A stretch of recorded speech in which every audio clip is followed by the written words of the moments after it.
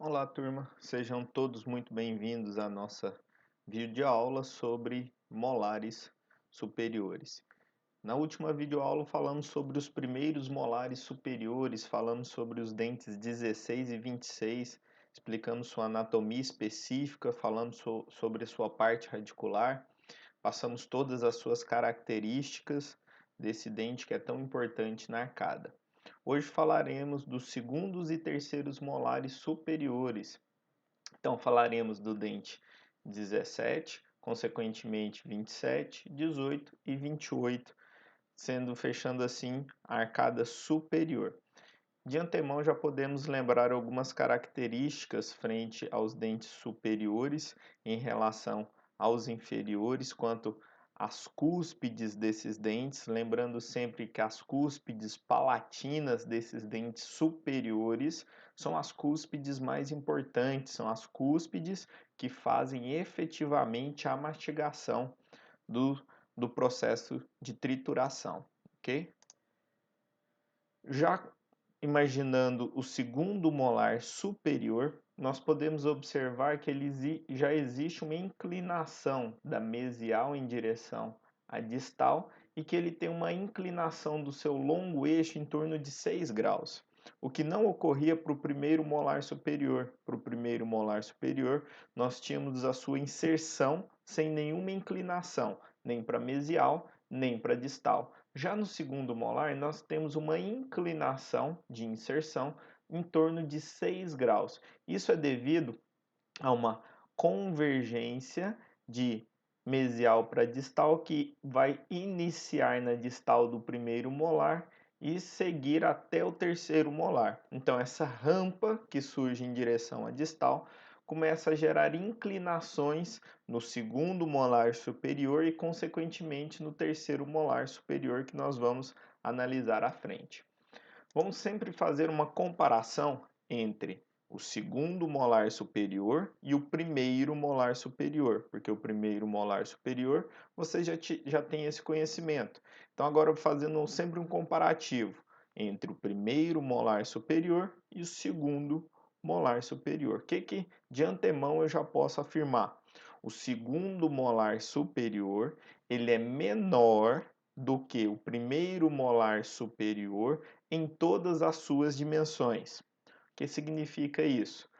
Sentido mesiodistal, vestíbulo palatino e cérvico oclusal. Então, o segundo molar superior ele é menor do que o primeiro molar superior em todas as suas dimensões, tanto no sentido mesiodistal quanto vestíbulo oclusal, vestíbulo palatino ou cérvico-oclusal. É um dente reduzido quando comparado ao primeiro molar superior. Quando visto por vestibular, nota-se que a cúspide disto-vestibular é muito menor do que a mesio-vestibular. No primeiro molar superior, ela é apenas menor. O livro traz essa frase dessa forma, fazendo uma comparação entre a cúspide disto-vestibular do segundo molar superior e a cúspide disto-vestibular do primeiro molar superior. Analisando somente as duas cúspides vestibulares de um primeiro molar superior. Quem é maior? A mesial. Vocês lembram que a mesial é sempre maior, mais evoluída do que a distal.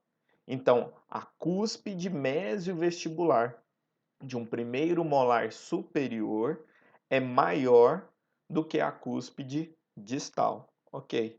No segundo molar, essa regra também vale. A cúspide mesiovestibular de um segundo molar superior é maior do que a cúspide disto-vestibular de um segundo molar superior. A grande questão é que esta diferença no segundo molar é maior, porque a cúspide disto-vestibular é bem menor quando comparada com a mesial. Então vamos imaginar. No primeiro molar superior, a gente já sabe que as duas cúspides vestibulares, a mesvestibular e a disvestibular, então existe uma diferença de tamanho entre elas. A maior a mesvestibular, a menor a disto. Ok, então existe uma diferença entre essas duas cúspides vestibulares. No segundo molar também existe essa diferença, só que essa diferença é mais acentuada porque a cúspide disto vestibular do segundo molar superior é bem mais reduzida. Então, assim, temos a comparação da cúspide disto vestibular do segundo molar superior bem menor do que a disto vestibular do primeiro molar superior, ok? A grande diferença de tamanho faz com que a borda oclusal se incline cervicalmente, de mesial para distal. O que o livro nos informa? Esta borda oclusal segue o volume das cúspides vestibulares. Notem, cúspide mésio vestibular, cúspide disto vestibular. Acabamos de afirmar que essa cúspide disto vestibular ela é bem menor. Então, se ela é bem menor do que a mésio vestibular, eu vou ter um plano inclinado, uma diferença entre essas cúspides muito grande. E essa diferença faz com que esse dente apresente uma inclinação de mesial, maior volume, para distal, um volume bem menor, bem mais reduzido, ok? O sulco que separa essas cúspides é menor e raramente termina em fosseta. Vamos lembrar os sulcos principais. Definição de sulcos principais são sulcos que dividem cúspides. Todos os molares posteriores têm o sulco principal mésio distal. Imagine o sulco principal, o rio principal, saindo da mesial, terminando na distal. Esse sulco principal mésio distal divide quais cúspides? As cúspides que estão na vestibular das cúspides que estão na palatina, ok? Existe também o sulco vestibular. O sulco vestibular divide quais cúspides? As cúspides vestibulares. Então, o sulco vestibular vai dividir a cúspide mesio-vestibular da cúspide disto-vestibular. Ok. Existe também o sulco lingual ou palatino. O sulco lingual ou palatino vai dividir quais cúspides? As cúspides linguais ou palatinas. A cúspide mesio-lingual da cúspide disto-lingual. O livro nos informa: o sulco que separa as cúspides vestibulares é raro e termina em fosseta. O que eu preciso imaginar? É um sulco discreto que raramente termina em fosseta, porque o volume das cúspides é menor. Então, esse sulco principal, que divide as duas cúspides vestibulares, ele é menos evidente do que o sulco vestibular de um primeiro molar superior. O sulco vestibular de um segundo molar superior, ele é menor e raramente termina em fosseta, porque o volume das cúspides que ele tem que dividir é menor. Então, eu não preciso de um sulco tão profundo, tão evidente, para dividir cúspides menores. Sendo assim, esse sulco é mais discreto e raramente termina em fosseta. Novamente, sempre fazendo aquela comparação entre o primeiro molar superior e o segundo molar superior, ok? Analisando essa imagem radiográfica, o que nós já podemos notar? Professor, eu lembro que o primeiro molar superior, ele apresenta 3 raízes. Aqui nessa imagem eu só consigo ver 2 raízes. Só essa raiz na mesial, a mésio vestibular, e a disto vestibular, onde eu estou passando o cursor, a disto vestibular. E a terceira raiz, professor? Onde é que está essa terceira raiz nessa radiografia? Turma, a terceira raiz está aqui ao fundo. Se vocês observarem, existe uma sombra da raiz palatina, aquela raiz de grande volume. Então aqui eu preciso começar já a ter uma análise radiográfica para ver os volumes e o comprimento dessas raízes. Nessa radiografia eu consigo ver raiz mésio-vestibular, disto-vestibular e olha a palatina lá no fundo para o primeiro molar superior. Já analisando nesta radiografia as raízes de um segundo molar, notem, raiz mésio-vestibular, disto-vestibular, também temos uma palatina lá no fundo. Então, também posso afirmar que esse dente comumente apresenta três raízes, uma raiz mesovestibular, disvestibular e uma palatina, a semelhança do primeiro molar superior. Mas na radiografia eu já noto que a disposição dessas raízes é diferente. Vocês conseguem observar que no segundo molar superior parece que essas raízes estão mais próximas, estão quase que grudadas. Esse termo grudada nós vamos chamar de fusionadas. A futuro, nós vamos discutir ainda nessa aula sobre a composição e localização dessas raízes, mas eu preciso que vocês já comecem a imaginar o formato e a configuração dessas raízes de molares superiores, ok? Que fazendo a comparação de tecido ósseo, justamente fazendo a comparação com a parte radicular, tá? O que eu preciso imaginar sobre os segundos molares superiores? A calcificação, início em torno de 4 anos, ele vai ter erupção na boca em torno de 12 anos, o comprimento total, algo em torno de 20,7 milímetros, ou seja, algo em torno de 2 centímetros, comprimento total, tanto a raiz quanto a coroa. O dente inteiro, raiz e coroa, é algo em torno de 2 centímetros. Somente a parte coronária, professor, quanto que tem a parte coronária de um segundo molar superior? Algo em torno de 7 milímetros. As raízes em torno de 13,5 milímetros e os diâmetros mésio distal 9,2 milímetros e vestíbulo lingual em torno de 11,5 milímetros. Lembrando, nós estamos falando do segundo molar superior. Essas dimensões são dimensões médias para o segundo molar superior, ok? Já na face lingual, o que eu consigo observar nessa face lingual de um segundo molar superior? A cúspide distolingual é mais reduzida em tamanho do que a do primeiro molar superior. Então vamos relembrar lá do primeiro molar superior. Da lingual ou palatina, qual é a maior cúspide? A mesial. Lembrem que na cúspide mésio-palatina de um primeiro molar superior é onde eu encontro o tubérculo de Carabelli e é onde eu inicio a ponte de esmalte, que sai da cúspide mésio-palatina em direção à disto vestibular. Então, é uma cúspide muito volumosa, essa cúspide mésio-palatina do primeiro molar superior. Da mesma forma, no segundo molar superior, eu tenho que essa cúspide mésio-palatina tem um grande volume, mas ela não apresenta tubérculo de Carabelli e também não vai apresentar a ponte de esmalte. Essas características, tubérculo de Carabelli e ponte de esmalte, são características específicas do primeiro molar superior.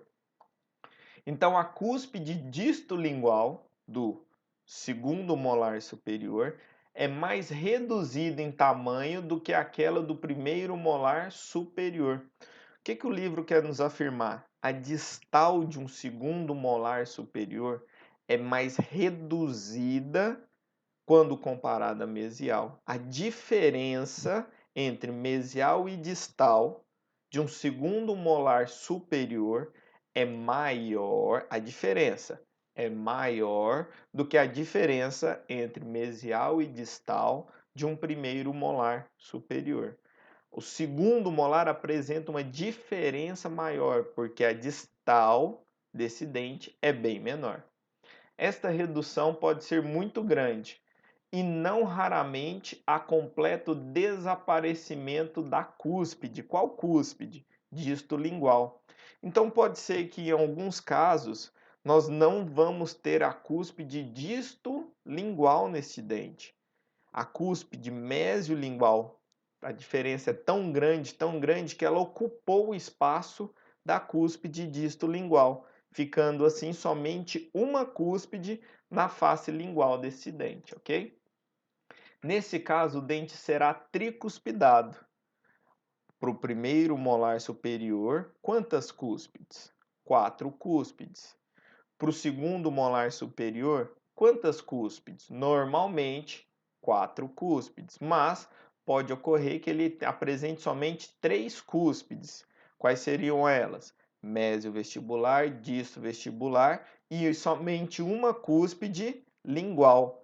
Essa cúspide lingual, a gente entende que ela cresceu tanto que ela consumiu, ela desapareceu com a cúspide disto-lingual desse dente, ok?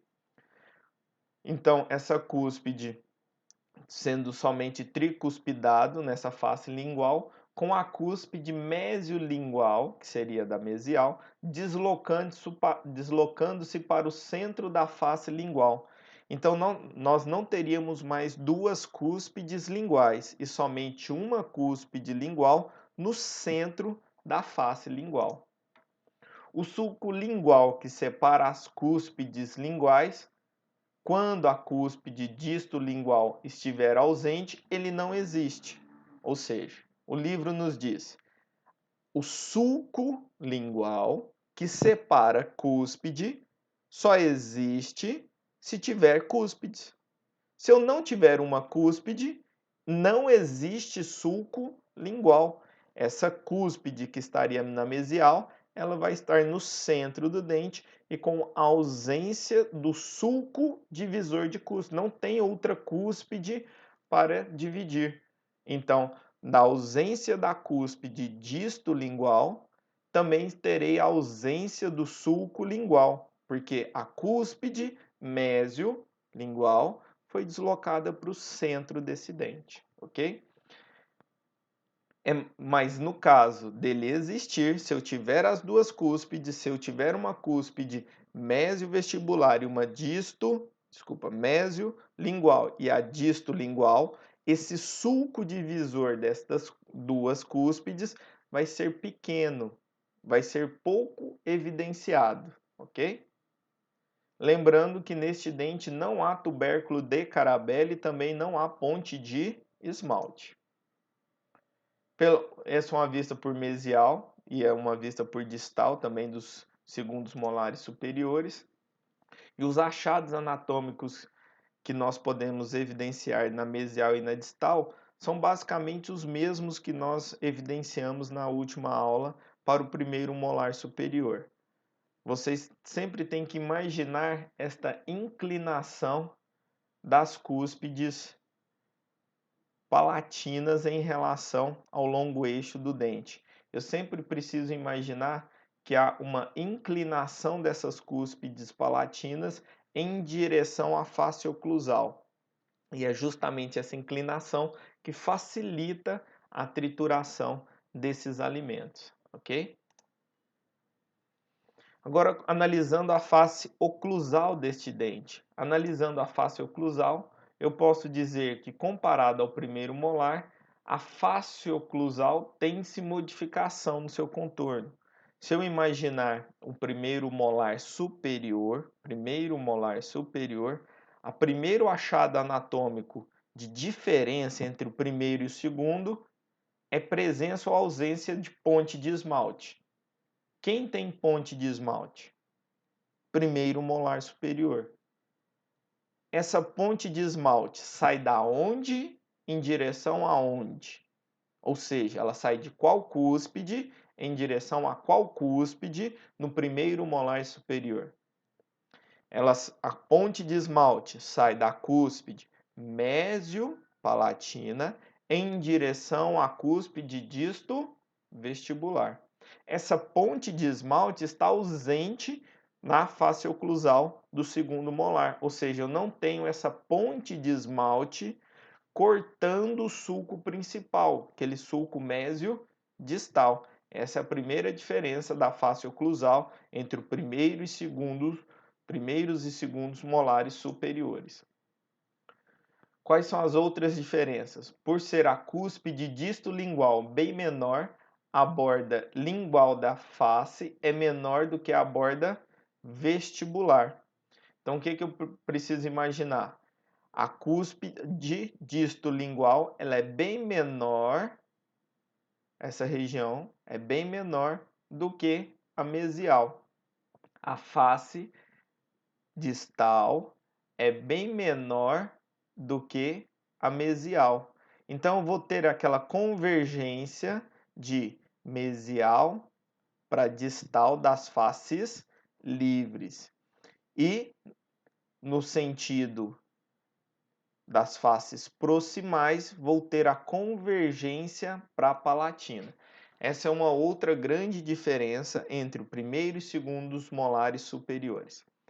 No primeiro molar superior, nós falamos sobre essas convergências e falamos que ele era uma exceção quanto às convergências das faces proximais, que elas não convergiam mais para a palatina, elas convergiam para a vestibular, porque a palatina do primeiro molar superior era muito volumosa devido à presença de cúspides volumosas, principalmente a cúspide mésio-palatina, você lembra, ela é maior do primeiro molar superior.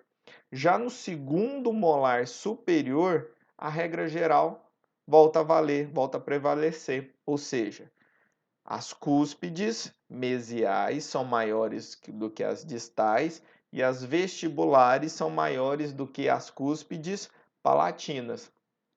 Então, as faces de contato no sentido horizontal convergem novamente para a palatina, porque as cúspides vestibulares são maiores do que as cúspides palatinas. Voltando assim à regra geral, não há exceção de convergência para o segundo molar superior. Então, quando comparado de vestibular para lingual ou palatina, eu tenho as faces proximais convergindo para a lingual ou palatina. A vestibular é maior do que a lingual ou palatina. A borda mesial e distal convergem para a lingual e não para a vestibular. Foi o que nós acabamos de afirmar. Esse não para vestibular é fazendo referência ao primeiro molar superior, porque, como eu afirmei, o primeiro molar superior, esta convergência está invertida, devido à presença de uma cúspide mesiopalatina muito volumosa. Aí essa convergência fica invertida. Nos elementos que têm ausência da cúspide distolingual, esta convergência é bem mais acentuada e a face oclusal passa a ter um contorno triangular. Vamos imaginar. A cúspide distolingual ou distopalatina é esta cúspide. Se eu remover esta cúspide, a inclinação vai aumentar. Então, se eu remover essa cúspide, a inclinação aumenta, a convergência aumenta e esse dente fica com formato triangular. Se ela estiver presente, ainda vai ocorrer a convergência, mas a convergência menos acentuada. Se eu remover a cúspide, disto, lingual ou palatina, aumenta-se a convergência e esse dente assume um formato mais triangular, ok? Como exemplificado por essa outra linha, quando há remoção da cúspide, disto, lingual ou palatina, a convergência se acentua e esse dente apresenta um formato mais triangular. Ainda sobre a face oclusal, vamos agora descrever essa face oclusal, ok? Os sulcos principais da face oclusal são basicamente os mesmos descritos no primeiro molar superior. Quais são eles? Eu tenho o sulco mésio-distal, ou seja, aquele sulco principal que saiu lá da crista marginal mesial, foi seguindo o seu caminho até chegar na crista marginal distal, dividindo as cúspides vestibulares das cúspides linguais ou palatinas. Professor, e se não tiver a cúspide disto-palatina? Mas ele terá a cúspide mesiopalatina e essa cúspide mesiopalatina estará deslocada para o centro. Então, mesmo assim, nós teremos esse sulco principal mesio-distal. Se nós não tivermos essa cúspide disto-palatina, quem vai sumir vai ser este sulco palatino. Esse sulco lingual ou palatino que estará ausente, porque ele é divisor destas duas cúspides. Se eu não tenho esta cúspide, não irá surgir esse sulco divisor de cúspide, o sulco lingual do segundo molar superior.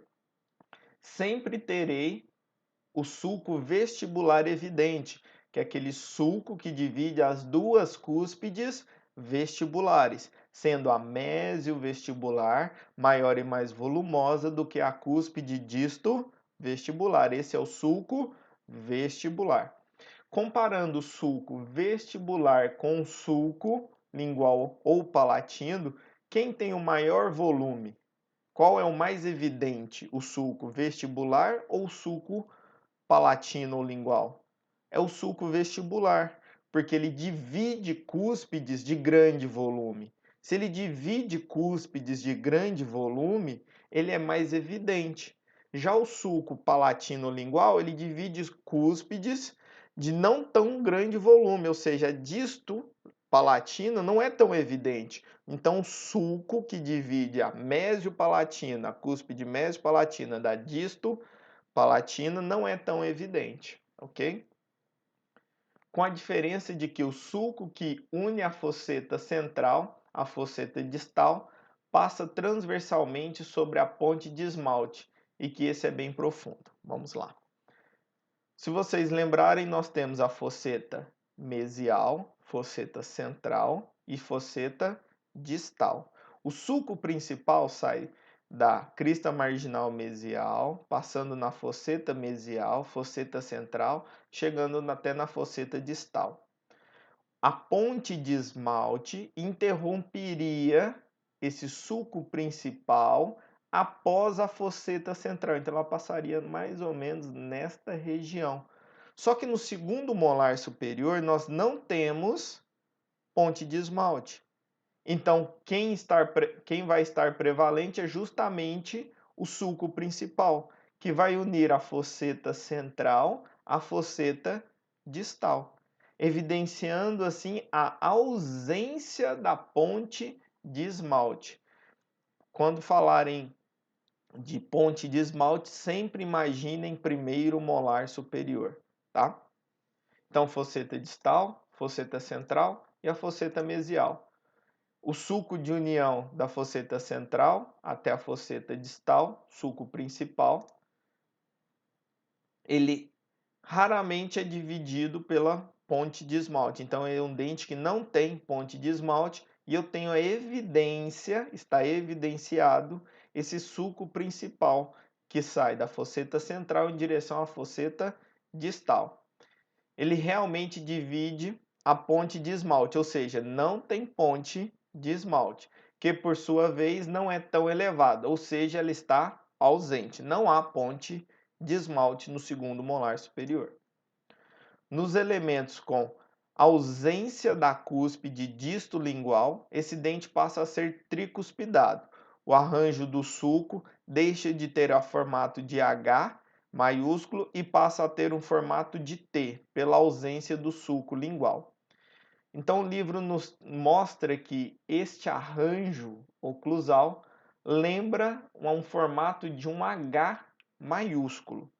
Então, se eu imaginar uma letra H maiúscula, assemelha o formato dessa face oclusal. Mas a melhor forma de ter essa compreensão é sabendo a localização das fossetas e da onde surgem os sulcos principais. Exemplo: aonde surge o sulco principal que divide as duas cúspides vestibulares, ou seja, da onde surge o sulco vestibular de um segundo molar superior. Professor, ele surge na face oclusal, na fosseta central, em direção à face vestibular, termina no terço médio da face vestibular e normalmente ele não termina em fosseta, igual o sulco vestibular do primeiro molar superior, que este sim termina em fosseta. Professor, aonde surge o sulco lingual de um segundo molar superior?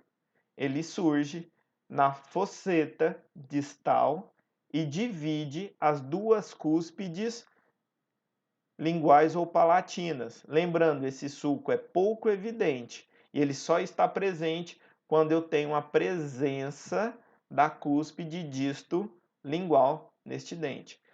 Na ausência dessa cúspide disto lingual, temos este dente tricuspidado, correto? Se eu remover essa cúspide, se por uma variação anatômica tivermos ausência dessa cúspide, pode ocorrer, teremos um dente tricuspidado, ok?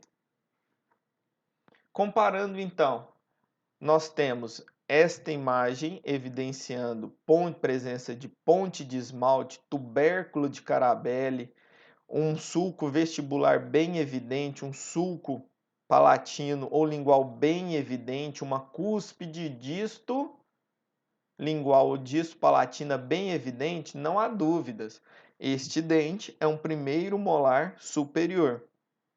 Já esta outra imagem eu vejo ausência, ou seja, não tem ponte de esmalte, não tem tubérculo de Carabelli, a cúspide mésio lingual ou palatina é bem maior do que a cúspide disto lingual.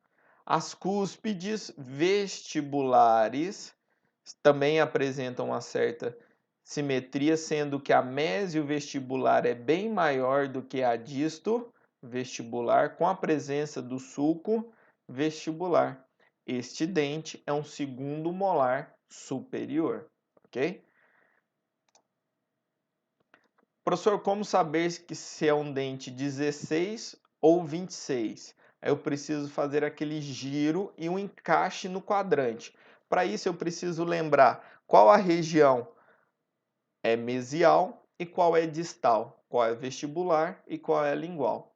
No caso do primeiro molar superior fica fácil, porque você já sabe que essa maior cúspide é a cúspide mesiovestibular, ou seja, esta região superior aqui, ó, é a mesial e esta região é a lingual. Aí basta fazer o encaixe no quadrante correto. Essa cúspide precisa ficar voltada para o céu da boca e esta região voltada para a região mesial. Logo você vai descobrir que esse dente é o dente 16. Da mesma forma, o dente 17, identificando a cúspide mesiolingual, você já sabe que esta região superior é a mesial e que esta é a lingual. Fazendo o encaixe deste dente no quadrante correto, você vai chegar à conclusão que esse é o dente 17, ok? Ainda frente às características anatômicas da face oclusal, de 5 a 10% dos casos, o segundo molar superior tem uma forma de compressão, que é a cúspide mesiolingual e disto vestibular, que já eram ligadas pela ponte de esmalte, une-se formando uma só. Então existe uma outra variação anatômica desse dente, onde há uma união entre a cúspide mesiolingual e a disto vestibular, que já eram ligadas pela ponte de esmalte, só que elas se unem formando uma só. Aí a esse achado anatômico, essa variação anatômica, damos o nome de forma de compressão, não seguindo mais aquelas características de forma de H maiúsculo, ok? Resultando daí uma face oclusal de uma forma mais ovalada, mais longa, com maior eixo indo de mesiovestibular para disto lingual. É um outro arranjo oclusal possível para o segundo molar superior, aonde eu tenho a união das cúspides que estariam unidas pela ponte de esmalte. Não é que tem ponte de esmalte. Houve uma união dessas duas cúspides e houve uma forma de compressão. É como se tivesse apertado esse dente e as cúspides mesiolingual estivesse unida com a disto vestibular, ok? Quanto às raízes dos segundos molares superiores, o que eu posso afirmar? As três raízes são um pouco menores e mais curtas e menos divergentes do que do primeiro molar superior. Já era se esperado que as raízes fossem menores, porque lá no início da aula eu afirmei que esse dente apresenta segmentos mesiodistais vestíbulo lingual e cérvico-oclusal menores do que do primeiro molar. Se é um dente que a coroa é menor, a raiz também vai ser menor, e ela é. Todas as raízes do segundo molar superior, quando comparado com o primeiro, são menores. Além de ser menores, elas são menos divergentes, ou seja, não apresentam aquela divergência tão grande igual apresentavam as raízes do primeiro molar superior. As raízes vestibulares são paralelas, muito próximas e se inclinam para a distal. Então, eu tenho essas duas raízes vestibulares e uma raiz palatina, e essas duas raízes vestibulares estão próximas e muito das vezes pode ocorrer o fusionamento, ou seja, a união. Essas duas raízes podem estar unidas entre si. E o terço apical, a ponta dessas raízes, normalmente estão apontadas para a distal. Não ocorre o aspecto de chifre de touro. Qual é o aspecto de chifre de touro? Nos primeiros molares superiores, primeiro molar superior, pode ser que o terço apical, a ponta da raiz, uma aponte em direção à outra. A esse aspecto damos o nome de chifre de touro. Nas raízes vestibulares do segundo molar superior, não observamos o aspecto chifre de touro, ou seja, eu não vou ter o terço apical, as pontas das raízes direcionadas uma em direção à outra. Eu vou ter essas pontas mais paralelas entre si e um pouco inclinadas para a distal. Coalescência de duas raízes, ou seja, coalescência e união, fusão dessas duas raízes. Não é incomum, ou seja, ocorre por várias vezes a fusão das duas raízes vestibulares. Com relação aos comprimentos em milímetros do segundo molar superior, podemos citar máximo de 27 milímetros, médio de 21 milímetros e mínimo de 17 milímetros, respectivamente. Professor, mas aí como que eu vou saber o tamanho do dente? Eu sei que o máximo pode ser 27 milímetros, o mínimo 17. Mas como é que eu vou ter certeza o tamanho de um dente, um tamanho de uma raiz? Através da radiografia. Então, através da tomada radiográfica, você vai conseguir mensurar o tamanho da parte coronária, o tamanho da parte radicular, fazer o seu planejamento cirúrgico ou seu planejamento endodôntico, mas tudo a partir de um exame radiográfico. O problema de um exame radiográfico é, dependendo da inclinação, isso dá uma falsa mensuração. Exemplo, quantos milímetros eu tenho entre esses dois dedos? Só que se eu inclinar esses dois dedos, vai parecer que eles estão mais próximos.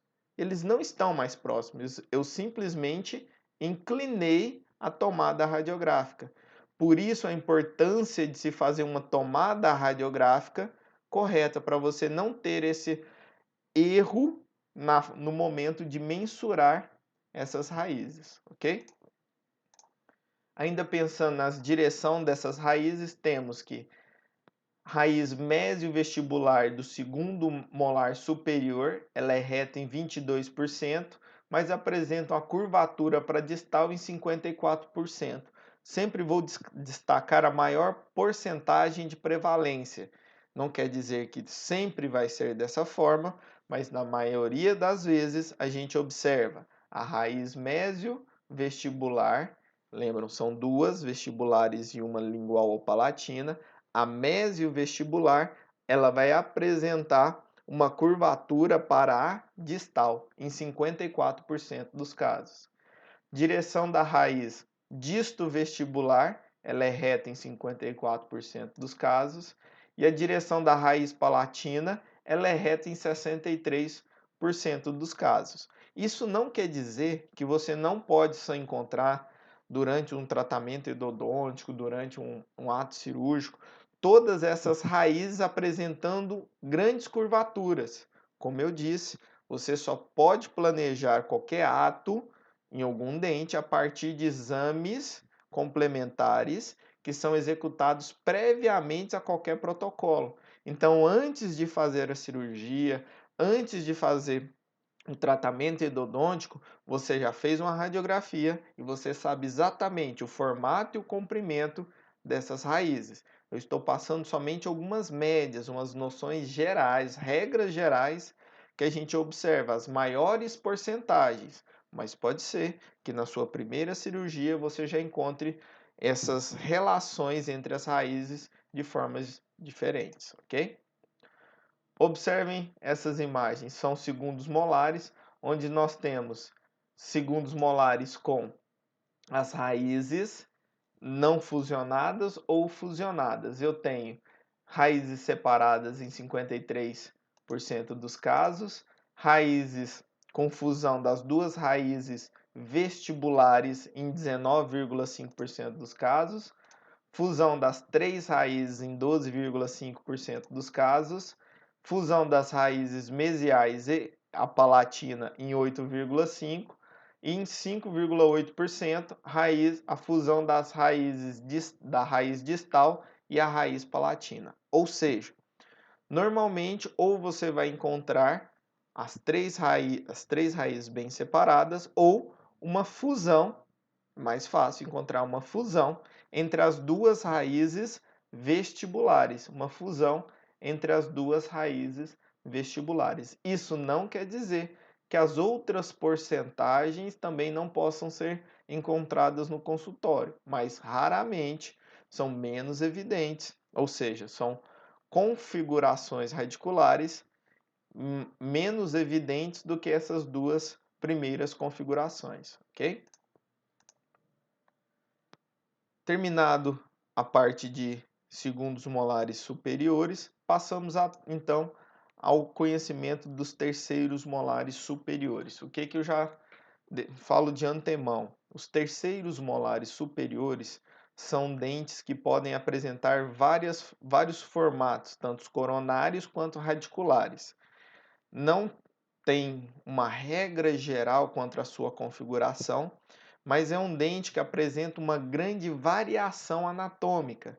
Eu preciso sempre imaginar que terceiros molares superiores podem apresentar um formato bem anômalo frente ao que eu estava planejando, ou seja, eu sempre vou precisar de radiografias específicas para fazer uma correta identificação tanto da parte coronária quanto da parte radicular, principalmente dos terceiros molares.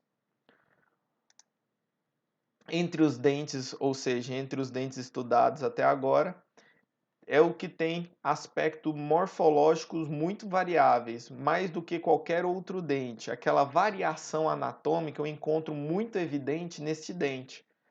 As modificações geralmente levam a uma simplificação na coroa e na raiz, pela diminuição de cúspides e raízes.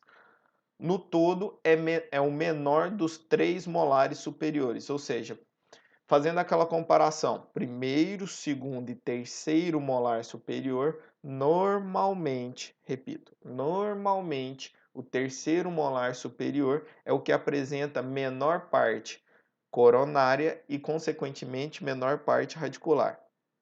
Pode ser que você encontre um terceiro molar com grande volume coronário, grande volume radicular. São raros casos? São raros casos, mas no exame radiográfico você vai analisar e vai entender que pode ter exceções a essa regra geral. a regra geral, normalmente é uma simplificação da parte coronária. Se há uma simplificação da parte coronária, espera-se uma simplificação da parte radicular também, ok? A coroa lembra aquela de um segundo molar tricuspidado. Lembram o formato de um segundo molar tricuspidado? Quais cúspides apresentam um segundo molar tricuspidado?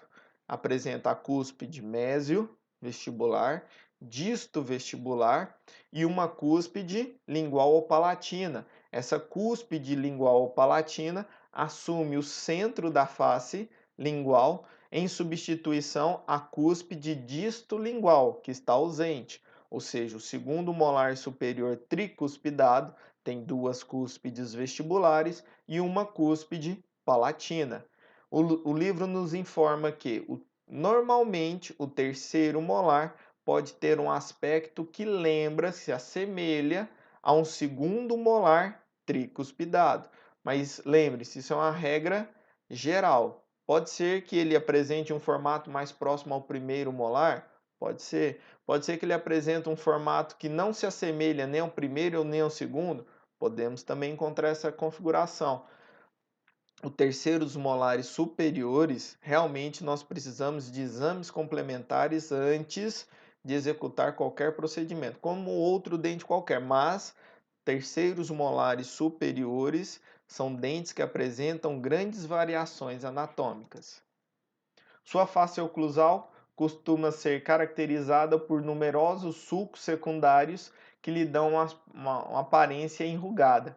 Lembram que nós definimos que os sulcos secundários estão nas vertentes triturantes, ou seja, os sulcos secundários são justamente aqueles sulcos que estão nas vertentes triturantes que no terceiro molar dá esse aspecto mais rugoso a este dente. Aqui um esquema mostrando um possível terceiro molar impactado, ou seja, preso dentro do osso, necessitando de um retalho para fazer o acesso e posteriormente a exodontia desse dente. Muitos alunos vão questionar, professor, se está incluso, se está impactado, por que eu tenho que fazer essa extração? Por que eu não posso deixar esse dente da forma que está se meu paciente não está sentindo dor?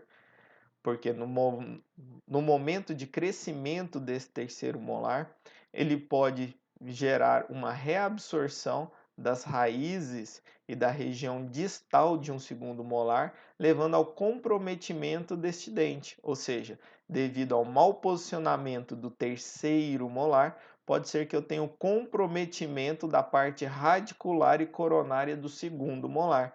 Por isso está indicado, muitas das vezes, a exodontia, a extração desse terceiro molar.